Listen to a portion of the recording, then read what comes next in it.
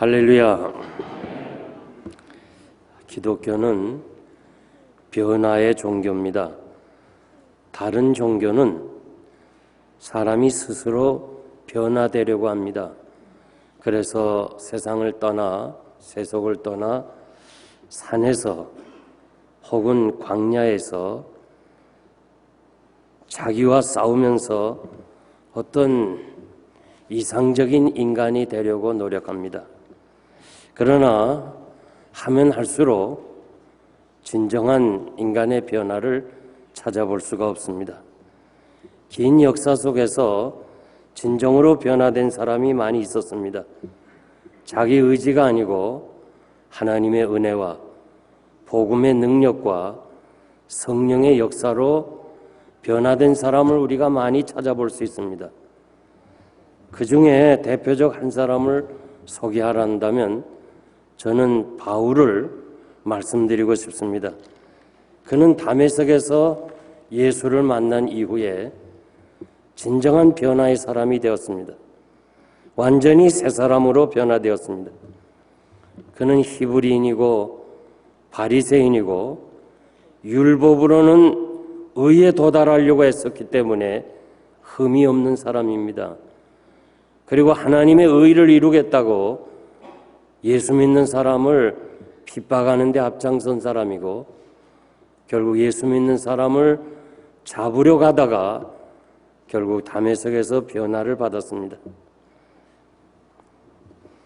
교회를 핍박하던 사람이 교회를 세우는 사람으로 변화되었습니다. 사울이 바울이 된 이 변화는 기독교의 변증이고 예수 그리스도의 부활의 증인입니다.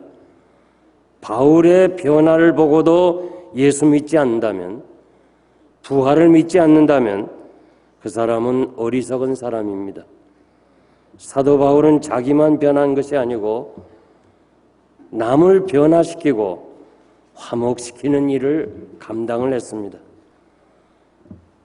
오네시모, 이름의 뜻은 유익한 자, 가치가 있는 자, 도움을 주는 자, 그런 뜻입니다.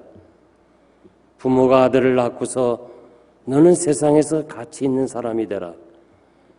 너는 사람들에게 도움을 주는 사람이 되라. 그래서 이름을 그렇게 지었는데 이름대로 살기가 어려운 세상입니다. 그는 주인의 돈을 훔치고 그리고 멀리 로마에 가서 이렇게 숨어 살다가 사도 바울을 만나게 됩니다. 복음을 받고 변화된 사람이 되었습니다. 사도 바울은 유익한 사람이고 신복이 되었다고 말씀합니다. 후에 그는 에베소 교회 감독이 되고 진정 이름 그대로 가치 있는 사람, 남을 도와주는 사람, 그리고 복음의 유익을 가져다 주는 사람이 되었습니다. 95년경에 도미티아누스 황제에 의해서 순교를 당했습니다. 사도 바울은 오네시모와 주인과의 그 불화를 화목케 해 주었습니다. 그가 훔쳐간 돈이 얼마나 되는지 내가 갚겠다고 빌레몬에게 이야기합니다. 그러면서 예수의 사랑으로 이 오네시모를 받아달라고 직접 오네시모를 통해서 서신을 전달한 것이 바로 빌레몬서입니다. 오늘 본문에서 바울이 말씀하고 싶은 중심 내용이 그것입니다. 자신이 변하고 그리고 내가 오네시모를 변화시키고 그리고 오네시모와 그 주인 빌레몬과 화합을 시키는 것, 이것이 바로 변화된 사람의 삶의 자세라는 거예요. 오늘 수료하시는 우리 수료생들이 이러한 사명을 감당하시기를 바랍니다. 우리는 하나님과 합평한 사람이 되었습니다. 그리고 이제는 다른 사람들에게 화목케 하는 직분을 가졌다고 말씀하십니다. 주님도 화평케 하는 자는 복이 있나니 저희가 하나님의 아들이라 일컬음을 받을 것이라고 그랬습니다. 여러분들이 가는 곳마다 화평케 하고 화목하게 한다면 그 사람은 하나님의 아들이 된다는 말씀입니다. 로마서 12장 18절 말씀 보면 할 수 있거든 모든 사람으로 더불어 평화하라. 이 화목하고 평화하는 것이 쉬운 일이 아니기 때문에 할 수 있거든 최선을 다해서 어떠한 희생을 지불하더라도 화목하는 데 힘쓰라고 말씀하고 있습니다. 최선을 다해서 화목에 힘써야 됩니다. 어떤 희생이 있어도 여러분의 가정이 화목하고 섬기는 교회가 화목하고 우리가 두고 온 조국이 화목하고 살려온 미국이 화목해야 되는데 그 중심에 우리 자신이 서 있어야 된다는 거예요. 경제가 어려우면 자주 싸움이 있습니다. 화목이 깨어집니다. 저는 라마단 기간에 그 이슬람 교도들은 해가 뜨고 질 때까지 금식합니다. 배가 고프니까 주변에서 막 싸우는 소리가 많이 들려요. 그래서 저는 혼자 생각하기를 금식하지 말고 싸우지 않았으면 좋겠다. 배가 고프니까 막 싸워요. 여러분 가정에서 싸우지 말기를 바랍니다. 화목해야 됩니다. 에베소서 4장 2절에서 3절 보면 모든 겸손과 온유로 하고 오래 참음으로 사랑 가운데서 서로 용납하고 평안에 매는 줄로 성령이 하나 되게 하신 것을 힘써 지키라. 하나 되도록 노력하라는 거 아니에요. 성령께서 부부가 한 몸으로 만들어 주었어요. 결혼하는 거 우리가 하는 거예요? 아니잖아요. 하나님께서 맺어준 거예요. 하나 되게 하신 것을 힘써 지키라고 그랬습니다. 교회도 마찬가지예요. 성령께서 우리를 부르시고 하나님의 자녀로 삼아주신 이 하나 되게 한 것을 우리가 힘써 지켜나가야 합니다. 이 하나 되게 하기 위해서 어떠한 희생이라도 내가 희생을 해서라도 하나 되는 일에 여러분들이 이 귀한 사명을 감당해야 될 줄 믿습니다. 오늘 본문을 통해서 새로운 피조물이라 이런 말씀을 가지고 오늘 수료하시는 여러분들과 우리 모두가 어떠한 삶을 살아야 되나 세 가지 말씀드립니다. 첫째, 성도는 새로운 사람이 되었습니다. 17절 말씀 보면 누구든지 그리스도 안에 있으면 새로운 피조물이라 이전 것은 지나갔으니 보라 새 것이 되었도다. 이 그리스도 안에라는 말이 성경에 많이 나와요. 우리가 그리스도 안이라는 말은 그리스도와 연합한 사람이에요. 누가 그리스도와 연합한 사람이에요? 세례를 받은 사람이에요. 세례는 죄를 씻고 주와 연합한다는 뜻으로 세례를 받게 됩니다. 그리스도 안에 있는 사람은 새로 태어난 사람입니다. 전에는 예수 그리스도 밖에 있었어요. 그리스도를 알지 못했습니다. 그러나 이제는 하나님의 자녀가 되고 우리 신분이 달라졌습니다. 로마서 8장 15절 말씀 보면 너희는 다시는 무서워하는 종의 영을 받지 아니하고 양자의 영을 받았으므로 아바 아버지라 부르짖느니라. 영원히 형벌을 받을 죄인이 영생을 얻고 사망에서 생명으로 옮긴 이런 귀한 존재가 되었습니다. 성도의 삶이 새로운 가치관을 가지게 되었습니다. 에베소서 4장 22절 이하에 보니까 너희는 유혹의 욕심을 따라 썩어져가는 구습을 쫓는 옛사람을 벗어버리고 오직 성령으로 새롭게 되어 하나님을 따라 의와 진리와 거룩함으로 지으심을 받은 새 사람을 입으라. 그리스도 안에서 새로워진 사람은, 새로운 피조물은 옛 것은 벗어버리고 새 것으로 다시 입으라고 말씀하십니다. 버리고 입는 것, 이것은 죽고 다시 태어나는 거예요. 새로운 창조를 의미하는 거예요. 아무개 새 사람이 되었다, 변화되었다, 이런 말은 어떤 거친 행동이 순화되고, 전에는 그렇게 술을 좋아하고 담배를 많이 피더니 이제는 술도 안 마시고 담배도 안 피고 말씨가 달라지고 성격이 변화되었다, 이런 인간이 경험하는 그런 범주 안에서 이해하면 안 돼요. 이건 예수 안 믿어도 자기 노력으로, 어떤 자기 훈련으로 이런 자리에 들어갈 수가 있는 것입니다. 달라진 것이 아니고 완전히 죽고 새로워지는 거예요. 이것이 그리스도 안에서 새로운 피조물이라고 그랬습니다. 너희는 이전 일을 기억하지 말며 옛적 일을 생각하지 말라. 예수 그리스도 없이 살았던 그 옛날에 죄 아래서 살던 거 기억하지 말라는 거예요. 생각하지도 말라는 거예요. 옛사람은 영원히 죽어있는 상태에서 죄악에서 태어나서 죄를 즐기고 가다가 살다가는 그때의 일은 전혀 생각하지 말라. 왜? 죽었기 때문에.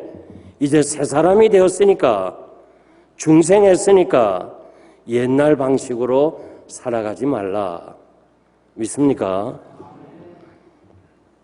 또 새 영을 너희에게 두고 새 마음을 너희에게 주되 너희가 육신에서 굳은 마음을 제하고 부드러운 마음을 줄 것이라고 에스겔 36장 26절에서 말씀합니다.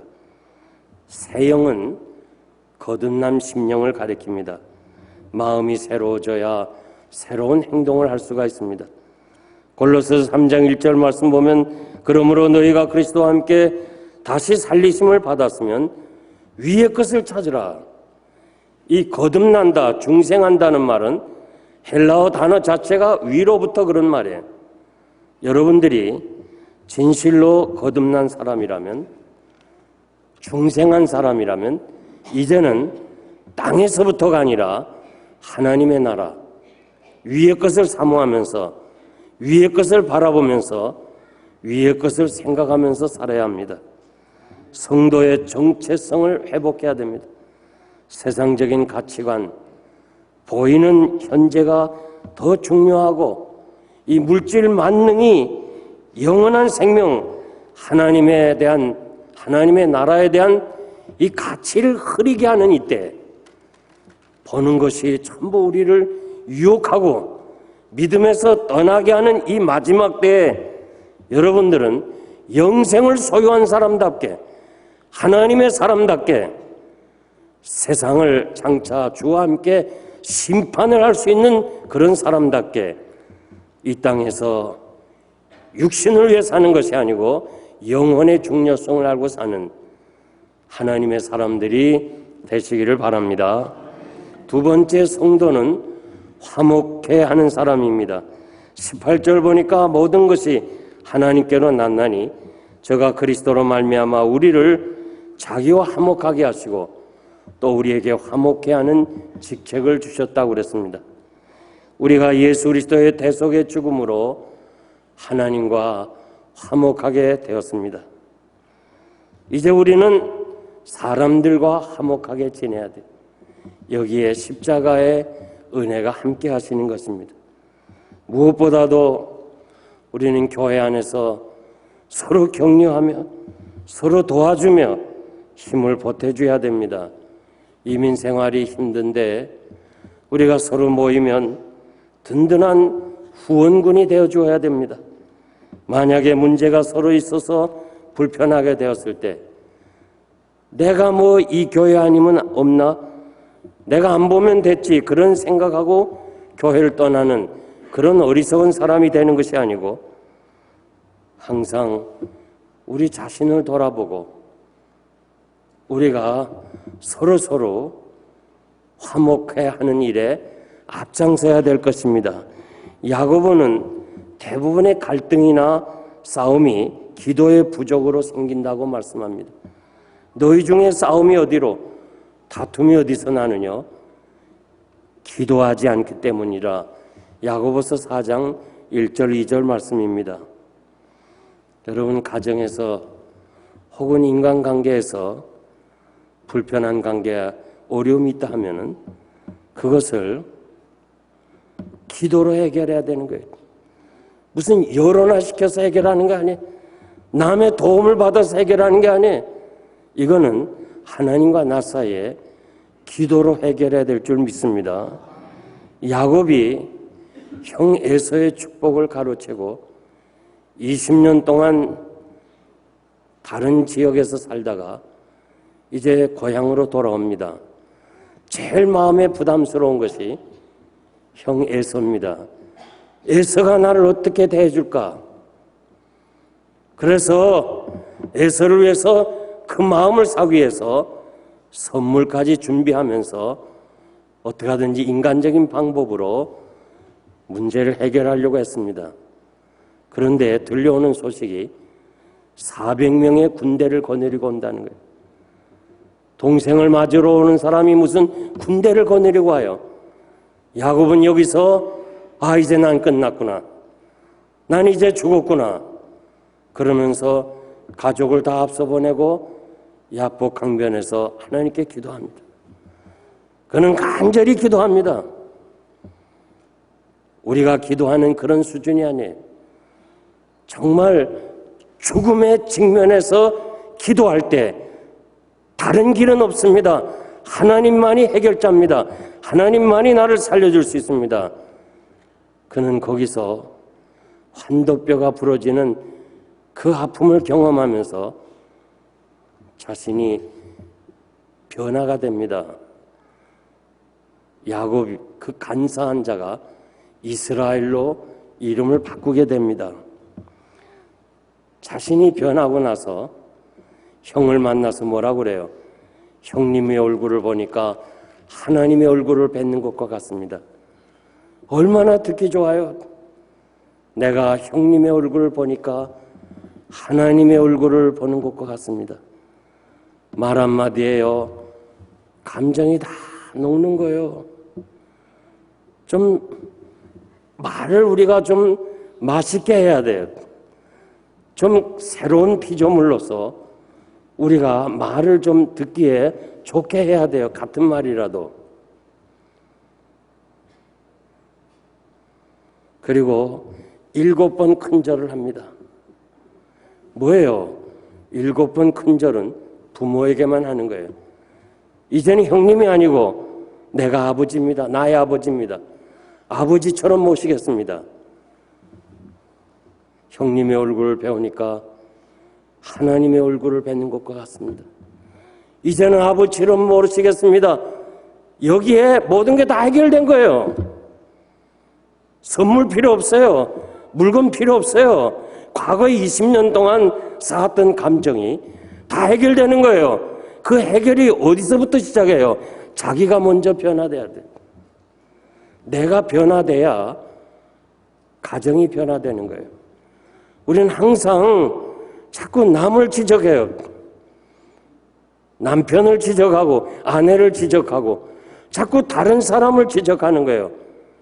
내가 변화돼야 돼. 내가 변하면 다른 사람이 자연히 변하는 거예요.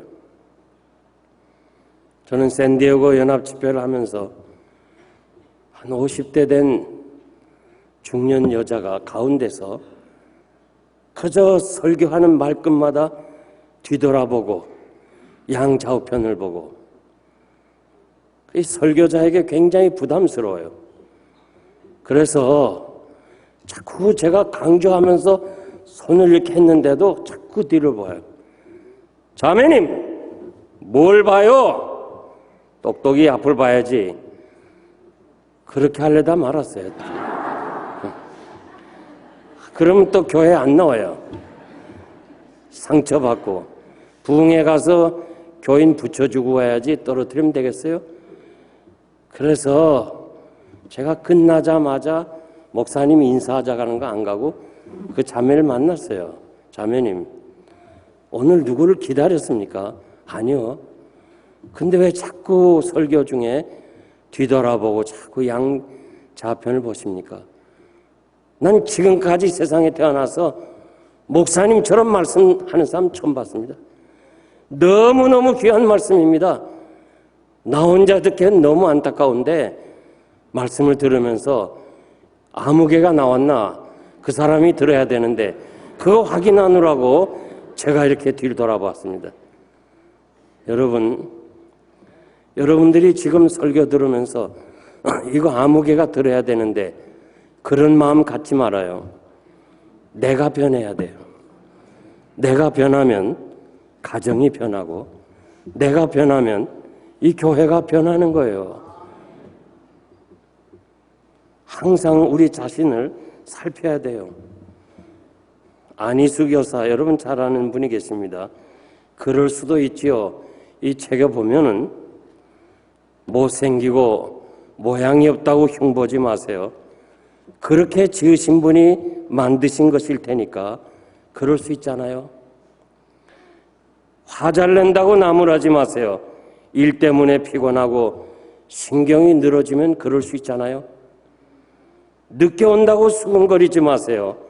일이 많아 바쁘고 전화 통화하다 보면 그럴 수 있잖아요. 우리 서로 이해해요.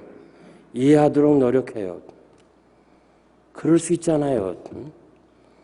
한번 따라합시다. 그럴 수 있잖아요. 그럴 수 있는 거예요. 여러분, 서로 이해하고 덮어주고 문제를 내게서 찾고 내가 다 잘못했습니다. 내가 죄인입니다. 내가 허물이 많습니다.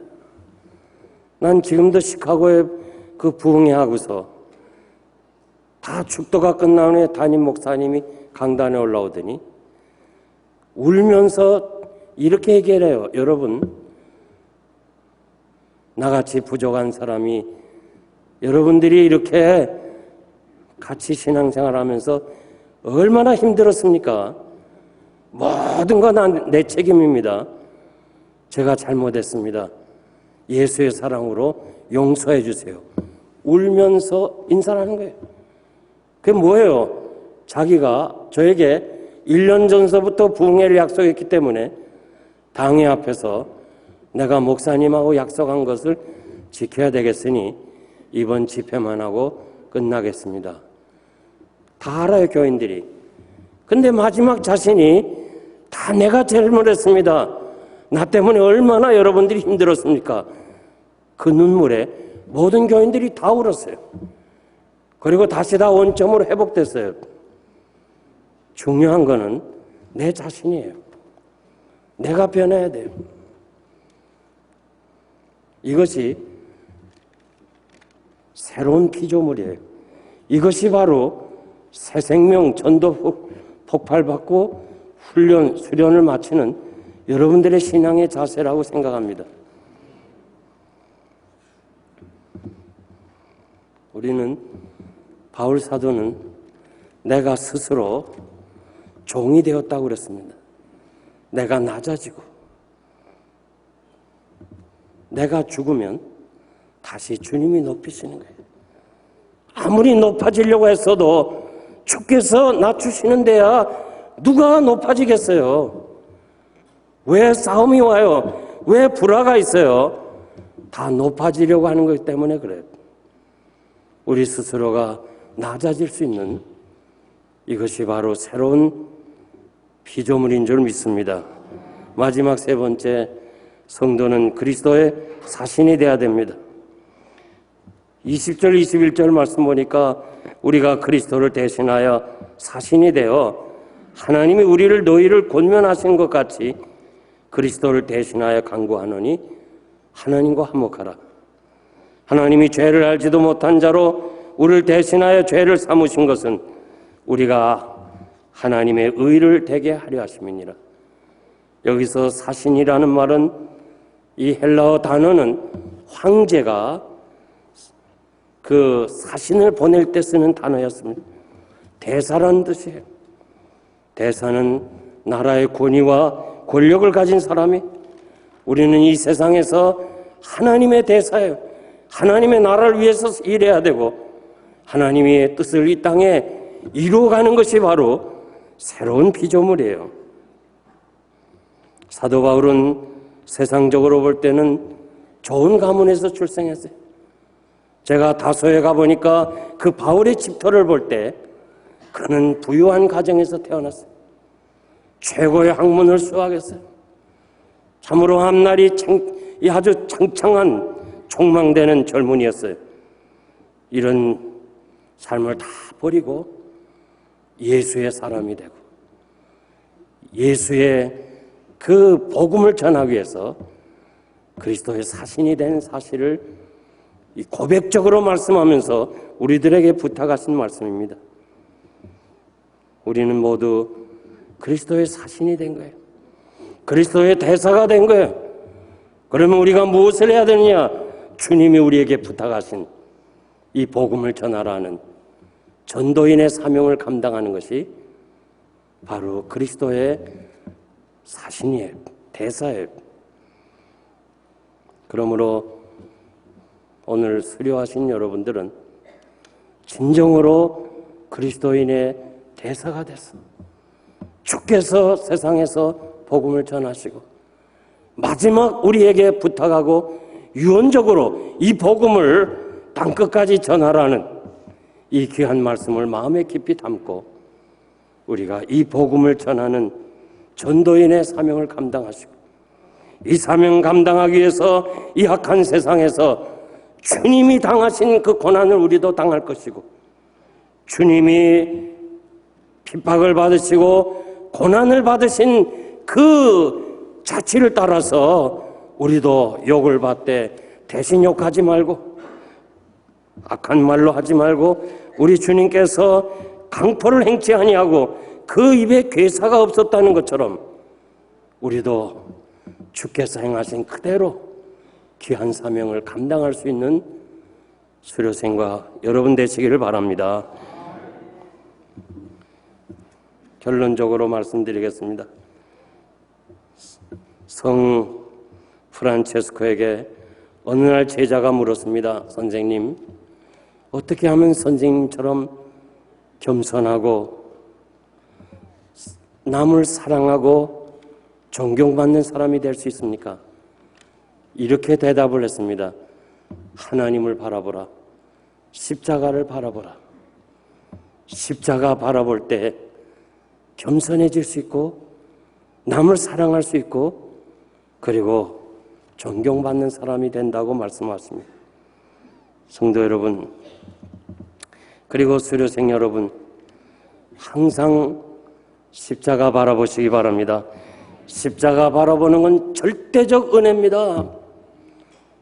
십자가 바라볼 때 나 같은 죄인 위해서 그 고난의 길을 가시고 우리로 하여금 하나님과 화목하게 하신 그 은혜를 우리가 깨닫게 되는 것이고 십자가 바라볼 때 우리 주님이 희생하면서까지 하나님과 우리 사이를 화목하게 하셨고 십자가 바라볼 때 끝까지 복음의 증인이 되기 위해서 그 고난의 길을 가셨던 그 주님의 그 사역을 우리가 본받게 되는 것입니다.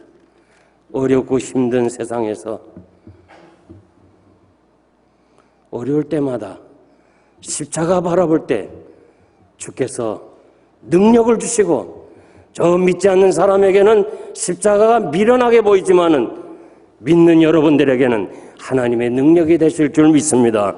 그러므로 이 험한 세상에서 항상 우리는 어렵고 힘들 때마다 문제가 있을 때마다 십자가 바라볼 때 여기에 문제가 해결될 줄 믿습니다. 기도하겠습니다.